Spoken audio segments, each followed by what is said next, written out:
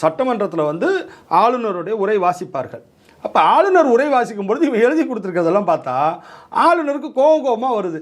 ஏன்னா முழுக்க பொய். இந்த நாட்டில் சட்ட ஒழுங்கு அப்படியே வந்து மலர்ந்திருக்கின்றது, பூ பூத்திருக்கின்றதுலாம் சொல்கிறான்.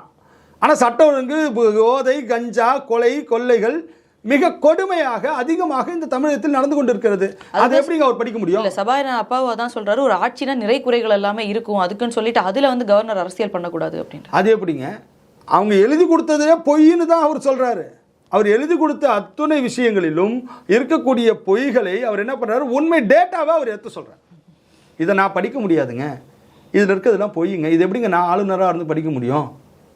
உண்மையான டேட்டாவை கொடுங்க, நான் படிக்கிறேன்றாரு. அவங்க டேட்டா கொடுக்க மாட்டாங்க. ஆளுநர் விளக்கமாக உண்மையான டேட்டாவை வெளியிடுறாரு.